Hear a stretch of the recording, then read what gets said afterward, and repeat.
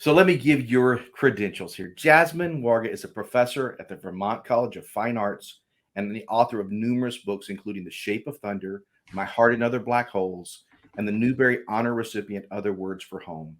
Her newest book, I think, just hit shelves last week. Is that right? Yeah. Yeah, it just It's came out last Tuesday. A Rover Story. So, Jasmine, welcome.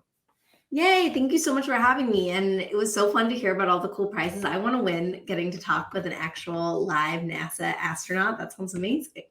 Last year, I was able to talk to someone and interview them. They said, "This is what it's like to live up in space." It was rather amazing. So maybe one day we can get there, Jasmine. Yeah, I know. I was like, how do I enter this contest? I would love that. But before we begin, first I will say this. Other Words for Home. That is a wonderful, simply amazing book. All of our readers, listeners out there, they should definitely read this book. It's absolutely amazing. It's so touching. It's a brilliant book. So thank you. Thank you. That means a lot. Thank you. No, That's so kind.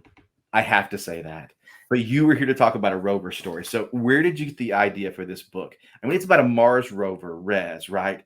Who Yeah. gains consciousness, humanity during his exploration. So where did this idea come from? Yeah. So in July 2020, I was at home, like most of us were, with our families, and my family, was still isolated from a lot of our other family and friends. We were at home, and it came to our attention that NASA's newest rover, Perseverance, was launching that day, and so we all decided to watch it together.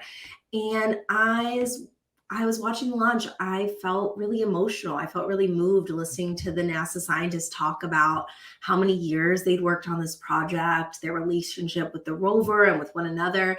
And I started thinking about, our world felt really broken at, especially, then in 2020.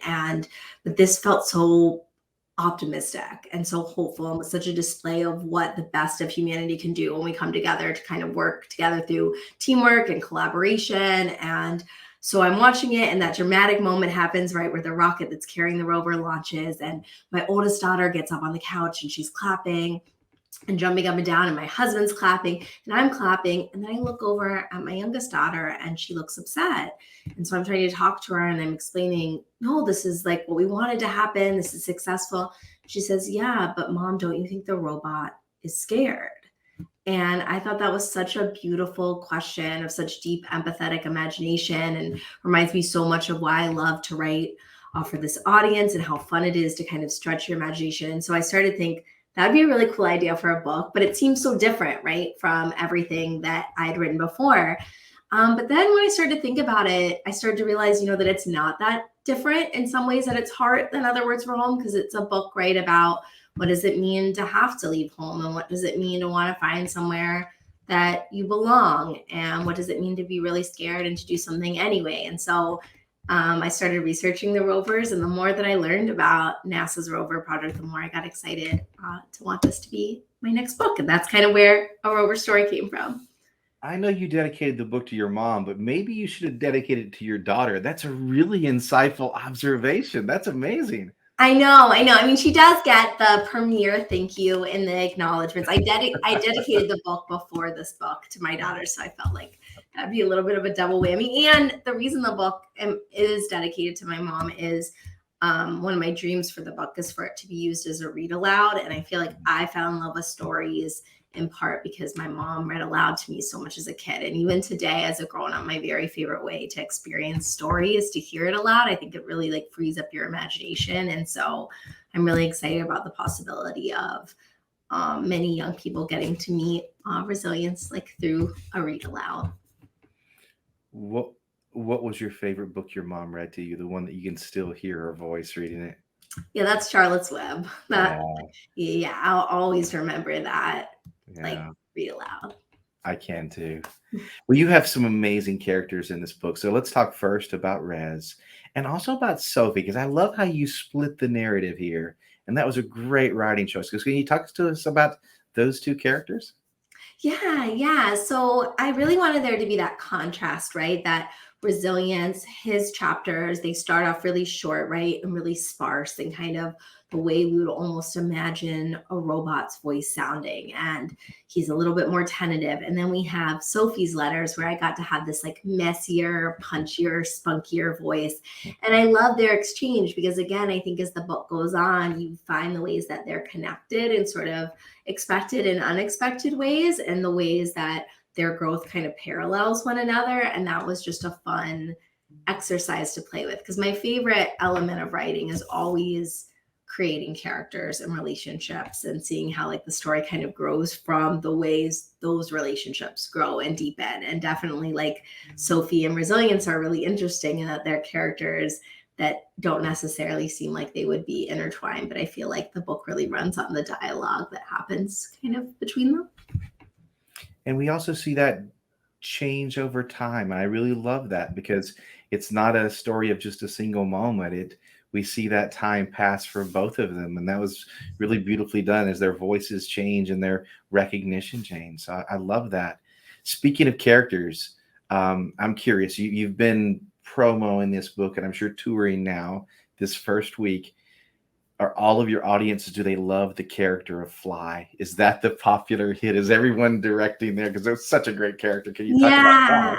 I mean, Fly is my favorite character. So maybe I'm like pushing, when I talk about the book at schools, pushing kids in that direction, because I love to go to schools and I talk about how excited I was when I first started researching the Rover. So when I had that idea and went up to my computer and went on NASA's website and learned that Perseverance, NASA's actual rover, brought a friend with her to Mars, Ingenuity. And so Fly, who is the drone helicopter character in a Rover story, is based off of Ingenuity. And I love that it's real science, right? And that the drone helicopter really does live inside the rover when it's not flying, and they communicate with one another, right? And who's to say what that really looks like for machines? And so I loved that. Is my favorite part of the book, is Resilience's like friendship with Fly and their relationship and how they work together in this sort of really dangerous mission on Mars.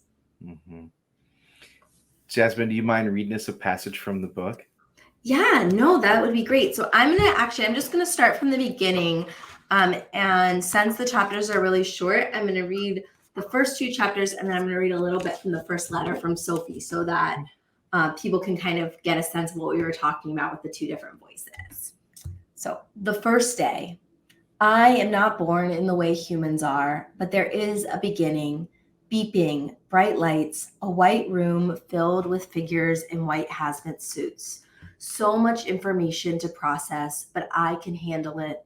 I awake to knowledge. My circuits fire. The room cheers. A loud sound, but it does not startle me.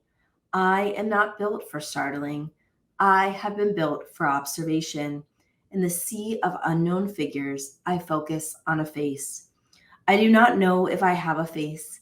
If I have one, my information suggests it is not like this one. The face has what humans call lips. The human lips curl upward. A smile. I cannot smile. This I know. But somehow I understand the significance of this expression. I am learning. My mission has begun. Learning. I am built to collect and process information. That is how I learn. Here is some of the information I have collected. I am what is referred to as a robot. Most of the other beings around me are called humans. All the humans I interact with wear hazmat suits. This is to prevent microbacteria and dust particles from entering my environment. It is very important for my mission that I am kept in a sterile and clean environment. For some reason that I do not quite understand yet, humans call the white hazmat suits they wear bunny suits.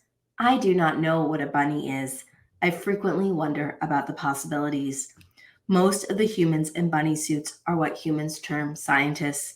This, I have deduced, is a subset of human. Perhaps I am a subset of robot, but I have not encountered enough robots to know for sure. I will wait to find out, but waiting can be hard. Dear Rover, my teacher, Mrs. Ennis, asked us to write a letter to you.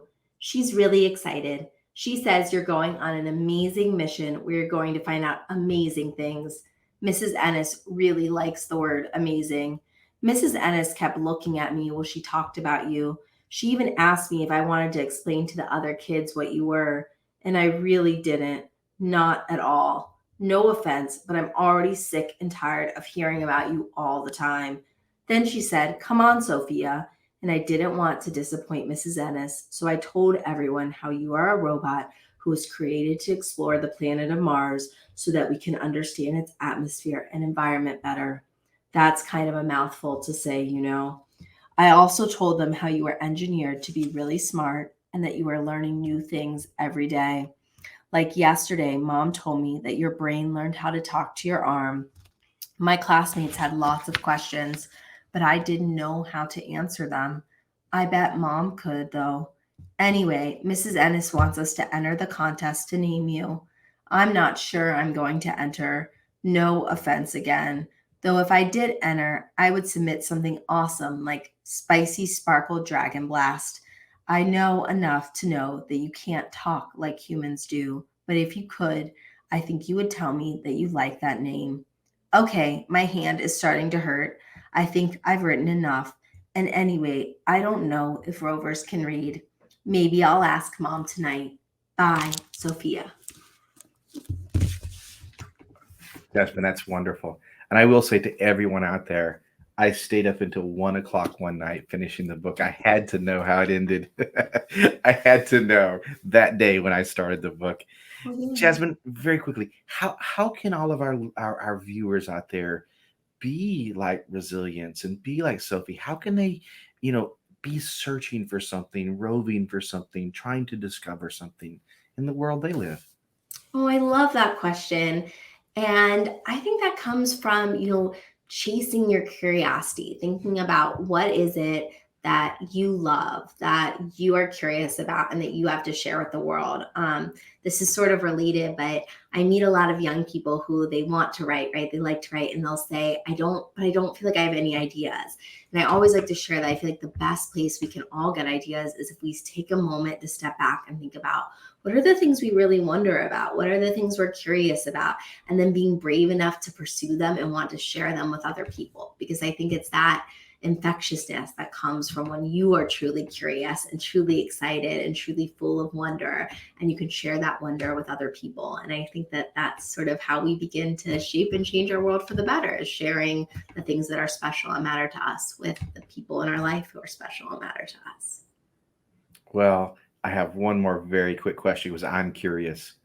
You just finished this book, you're touring it now, you're introducing it to everyone. What's next? What are you working on next? Yeah, so that's a great question. And this is kind of a hard answer, but I like to be honest, especially if there are other young people listening, especially people who want to be writers or might be trying to figure out their own projects. That sort of the past 10 months, I've been working on a book and I was really excited about it, but I'm not sure that book is working anymore. And those of us who are writers, you know how that goes, right? That you can be grinding it out and you can have this moment where you start to realize, I really like these characters, but I'm not sure if the story's right. So I'm sort of back to the drawing board. So related to the question you asked me, I'm kind of trying to be open to that and try to figure out, okay, what is it that's really grabbing my attention? What is it that I'm so curious about that I can't wait to explore? And then we'll be so excited to hopefully in a few years have the chance to share with other people. So I'm trying to sort of open myself up to that moment to find something that really captures my curiosity and imagination. Like resilience, you're trying to find out what that sound is, right? Yes, yes, I'm chasing that. I'm like putting my antennas up. So Well, I am so thankful. And everyone, please go out and read this book and all of her others. They're absolutely amazing. So, Jasmine, thank you so very much. thank you so much, Chris. This is so fun.